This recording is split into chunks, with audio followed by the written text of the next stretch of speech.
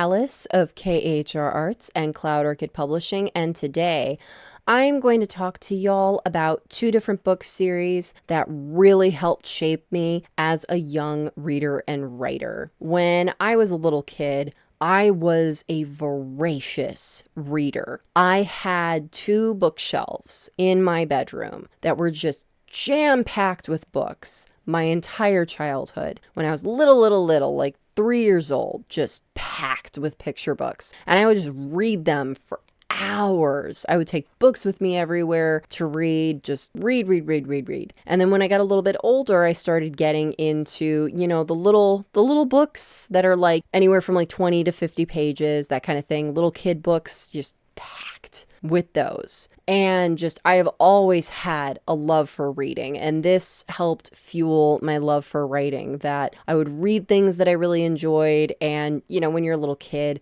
I guess it was kind of a version of fan fiction. Like, I've written my fair share of fan fiction, but when you're a little kid, you're just learning, and a big part of learning, especially when you're just starting out and stuff, is honestly copying ideas, copying the way that you see somebody else doing a thing is a great way to learn how to do something. Like in my art classes when I was in high school, some of the assignments were literally pick a painting by a famous painter and paint one of their paintings. Like literally sit there and copy exactly their painting, because it helps you learn about techniques and all that kind of stuff. Like, how did they make that painting? You learn how to make that painting, basically. And I did that I learned a lot about writing when I was little by reading these books and being like, how did they do that? How did they make this magical story? I also want to make a magical story. So there was a lot of little kid stories that were just basically very thinly veiled, copying something I had read recently. Two book series that I just read voraciously as a little kid. And I'm pretty sure I read, if I didn't read the full series of both of them, I read very nearly the full series. And that is Animorphs and the Thoroughbred series. These books were super popular in the 90s because I'm 36 and I was a child in the 90s. And you can see, they're smaller books, so they were perfect for me when I was like 10, 11 years old. Just absolutely perfect for me because I was a very advanced reader, so having bigger books like this were perfect for me. And they were subject matter that was fun for me. The Thoroughbred series is exactly what it looks like. It's this girl named Ashley who lives on a farm, specifically a horse farm, and it's all about like breeding the horses and racing the horses and all the drama with living on a farm and horses and all that kind of stuff. And I was one of those girls. I was a little girl that just loved horses, just everything about horses. My family had a farm that had horses on it. I grew up horseback riding. I'm not one of those like equestrian people where like I am not an expert about horses by any stretch of the imagination. I never like worked with horses or anything like that. Like I was purely like taught how to ride them and all that kind of stuff, but I wasn't like around them all the time. But this was such a fun book series for me because of my love for horses and all that. And then Animorphs is a story about these kids who come in contact with this alien who gives them superpowers where if they touch an animal, they like absorb that animal's DNA and then they can magically transform into that animal. And they can do that with any animal, but they have a time limit. They can only be that animal for 2 hours. And if they don't turn back into a human before then, they will be stuck as that animal forever. And they could also be like insects or anything that's alive, basically. They could even like, take DNA and be other people, like shape-shifting stuff. And it's, why did the alien do that? Because there's this like alien war thing going on where there's these other aliens and they're the bad guys, and he's recruiting these kids to help fight against the bad guy aliens. And both of these shaped me as a kid, in that this was kind of like my first encounter with the concept of a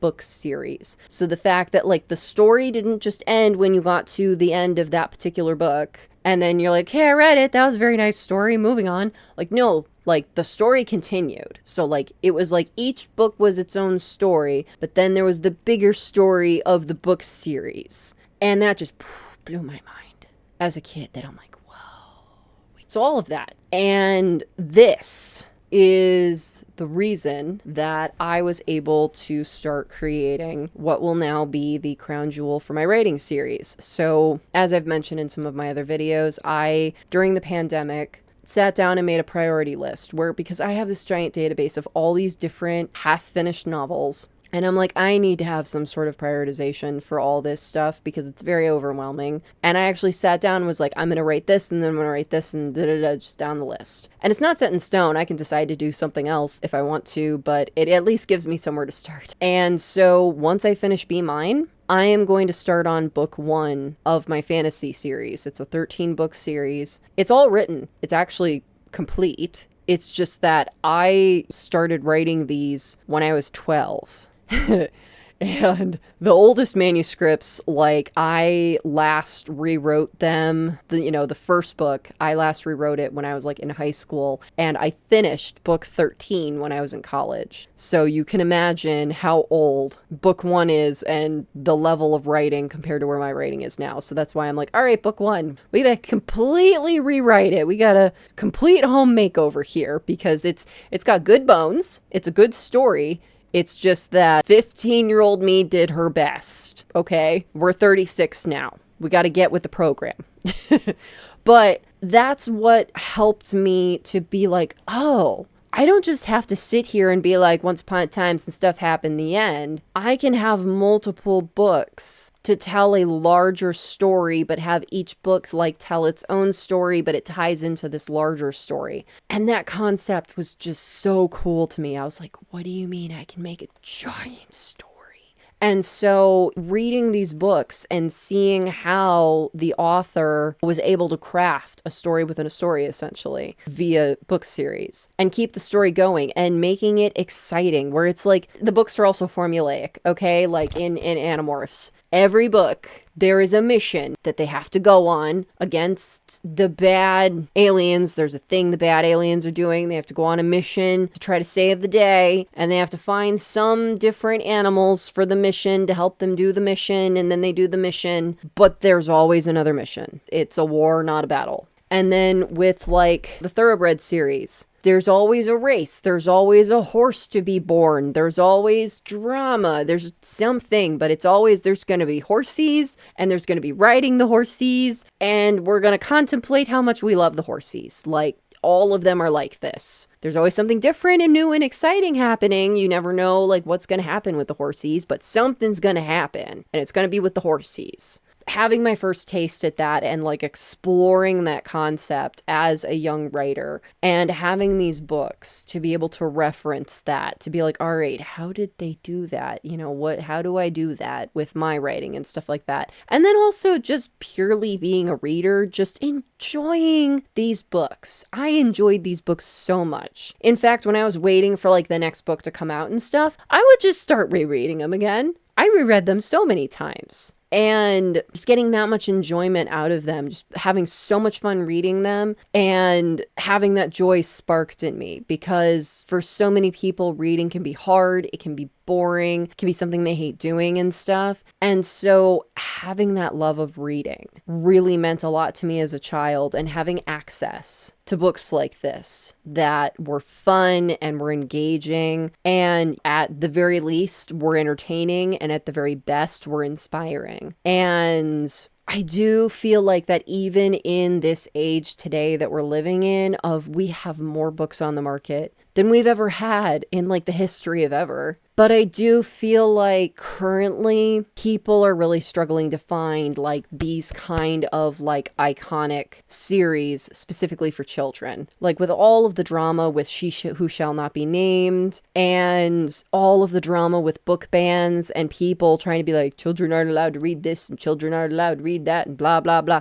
It just makes it so difficult for there to be any sort of really iconic series anymore. And in some ways that's a good thing, in that we're also getting different types of books, different perspectives, things for a variety of children to be able to enjoy. I will admit, like, these books are very white people centric. They are, especially owning a horse farm. Like, come on, let's get real. So we have books that have different life perspectives and stuff like that. But it is sad. I guess maybe that's me showing my age or something, that, you know, it does make me a little sad that I feel like there isn't really that like iconic thing for like kids to really get behind. I mean, maybe that'll change. Hopefully there'll be better book series coming out for kids and stuff like that. I see a lot of really great books, but most of them are kind of like one-offs and stuff. So I don't know. But anyway, about these books, like being just such a pillar of my childhood,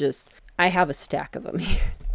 I gave these to my cousin when I was a kid. So I think it was when I was about like 14 or something. It was like right before I was going to go to high school. And me and my cousin are like several years apart. So at the time, I thought, you know what? I'm getting older. I don't need these books as much anymore. I should give them to her. I think that she'll really enjoy these too. And honestly, I hope she did. I recently, in my nostalgic millennial adult years, was like, I want them back. Can I have them back, please? And I did not get them back, unfortunately. So I've been recollecting them. Because, you know, I have grown-up money now and I can do that. And I can just buy them all over again. Making very adult, responsible life choices over here. I mean, they're not expensive because they're old. They're like over 20 years old, y'all. They're like so old.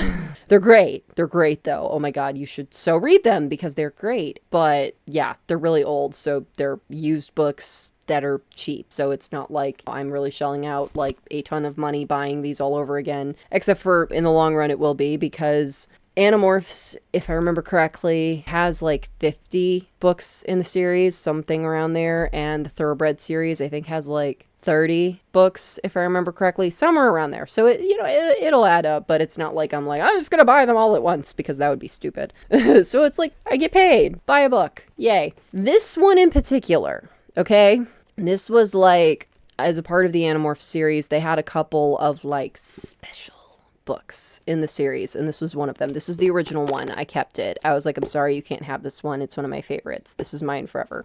I don't even know if you can get this one anymore, because I haven't seen this one in particular for sale. This one in particular, I don't know why, but it was my favorite part of the series, this particular one. And it's basically, it's like you go in the past, and so this thing right here, it's called an Andalite. And it's the alien that gave the kids the powers. It is an Andalite alien. Not this specific one, but in the story. So this specific one, it's like in the past. It's before the kids. And it's on a different planet. The war with the bad aliens hasn't started yet. It's kind of like the prequel, I guess. Kind of-ish. You can read it and be the judge, whatever. I just loved the world building of this book. I loved it so much, because all of the other Animorph books take place on Earth. And I'm like, I live here. I know what here is like. That's not exciting. This was like, we're going to take you to this completely alien planet.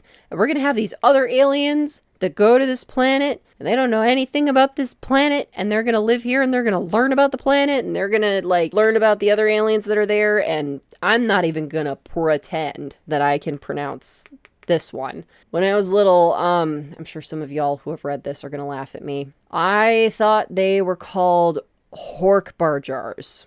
I am pretty sure that is not how that's pronounced, and I'm not going to say it again. Whatever that is, the real way to say that, that's what that is. They're their planet. And just the description they go into with like what the planet looks like, what the aliens there are like how they live their lives. And then you get this whole like just total left turn given to you. And I feel like I can do spoilers because this is, honey, this book is almost as old as I am. Like, I'm sorry, spoilers ahoy.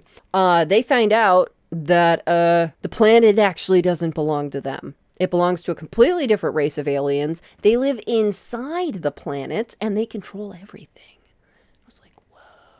So, like, 11-year-old me reading that, mind blown. Just absolutely loved everything about this book. Description, top notch. So much description. Felt like I was there. Magical, absolutely magical. And the story was riveting. Like, there was just action, stuff happening in your face. Tough decisions, scary stuff. It was just Absolutely. Chef's kiss. Wonderful. And having quality books like this as a young child meant so much to me as a young reader and as a young writer, that I had just these fantastic examples to pull from for learning, doing my own writing, but also just reading for enjoyment. There is nothing better than having a good book, because I have read plenty of bad books, y'all. Plenty of painful books. Plenty of books I hated. But having really good books that you can just really lose yourself in and really enjoy. And I read this one like a million times. I reread this one. This one was so many trips in the car to visiting relatives, being stuck in the car for hours. I just read the crap out of this book. Those two, like, I read so many books as a kid, like so many others. Like, I read the Magic Treehouse series. I read that one series where it's like aliens don't wear braces, vampires aren't soccer coaches. I don't know. That whole series where like all the titles are kind of silly. I read that one. All of these different kinds of books. I read so many as a kid. I have in storage so many books from my childhood. These two series stuck out to me so much and really helped shape my writing and also the things that I enjoy reading today. And I hope that maybe these inspire you to read them, or maybe your kids will read them, or maybe somebody you know will want to read them. But I definitely think that old books deserve love too, that the latest and greatest are always fun, but sometimes getting your hands on books that have been around the block can also be an absolute blast. So I hope y'all enjoyed this video. If you did, please be sure to give it a like, and if you're new, subscribe. All right, y'all, thank you so much for watching. Take care. Bye bye.